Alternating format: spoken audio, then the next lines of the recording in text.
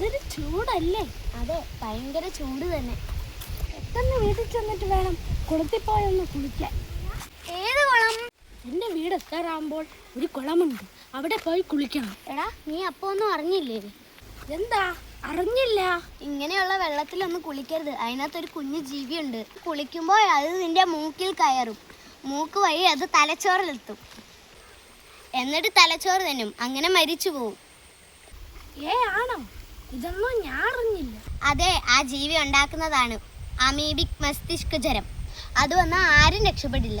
ചെളിവെള്ളത്തിൽ ഇറങ്ങാതിരുന്നാ പോരെ? നമ്മളെ കുളത്തിൽ ഒരു ജീവിയുമില്ല, നല്ല വെള്ളമാണ്. എടാ, നമുക്കതിനെ കണ്ണുകൊണ്ട് കാണാൻ പറ്റത്തില്ല. അതൊരു സൂക്ഷ്മജീവിയാണ്. കെട്ടിക്കിടക്കുന്ന വെള്ളത്തിലാണ് ഇവ വളരുന്നത്. ചെളിവെള്ളം, തോട്, ആറ്, വീട്ടിലുള്ള ടാങ്കിലെ വെള്ളം പോലും സൂക്ഷിക്കണം. ഒരിക്കലും നമ്മളുടെ മൂക്കിലേക്ക് ഈ വെള്ളം കയറാതെ സൂക്ഷിക്കണം.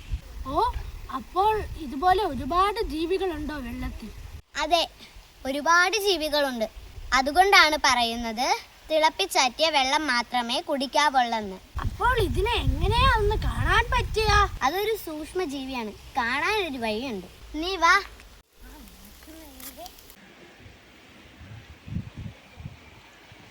അത് കണ്ടോ? അതാണ് ഞങ്ങളുടെ കുളം. ഓ, ഇതാണല്ലേ കുളം. നീ ഒരു കാര്യം ചെയ്യ്, സൈഡിൽ നിന്ന് കുറച്ച് വെള്ളം എടുത്തിട്ട് വാ.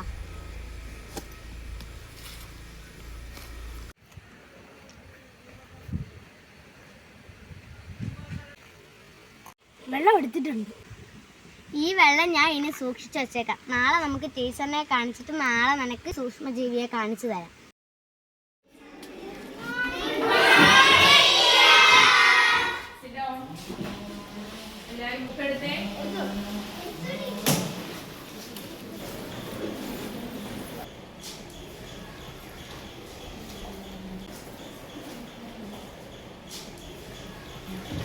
ടീച്ചറെ, ഇത് ഇന്നലെ നമ്മൾ കുളത്തിൽ നിന്ന് എടുത്ത വെള്ളം. ഇതിനകത്തുള്ള സൂക്ഷ്മജീവികളെ കാണാൻ എന്താണ് വഴി?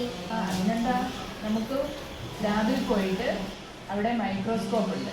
അതിനകത്തൂടെ നമുക്ക് നോക്കുമ്പോൾ ഇതിനകത്ത് എന്തൊക്കെ സൂക്ഷ്മജീവികളുണ്ടെന്ന് നമുക്ക് കാണാൻ പറ്റും. നമുക്ക് പോവാം. നമുക്കേ ഇന്നിപ്പോൾ 2 പേരെ കൊണ്ടുപോയി കാണിക്കാം. അത് കഴിഞ്ഞിട്ട് നമുക്ക് എല്ലാവർക്കും കൂടെ ഒരു ദിവസം പോയി കാണാം. എന്താ, അങ്ങനെ പോരെ?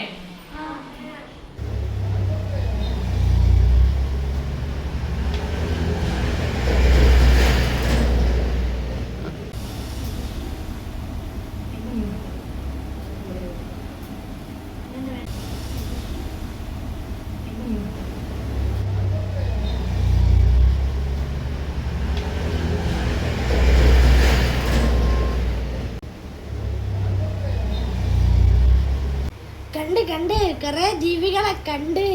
ഇപ്പോൾ നമ്മൾ കണ്ടതാണ് സൂക്ഷ്മജീവികൾ. ഇവ ഒരുപാട് അസുഖങ്ങൾ പരത്തും. അതിലൊന്നാണ് അമീബിക് മസ്തിഷ്ക ജ്വരം. അതുകൊണ്ട് വീട്ടിലെ ടാങ്കിലെ വെള്ളം ഇടയ്ക്ക് ശുദ്ധീകരിക്കണം. അതുപോലെ കെട്ടിക്കിടക്കുന്ന വെള്ളത്തിൽ കുളിക്കാൻ ഇറങ്ങരുത്. ഇങ്ങനെ ചെയ്യുന്നതിൽ കൂടെ നമുക്ക് അസുഖങ്ങൾ വരാതെ സൂക്ഷിക്കണം.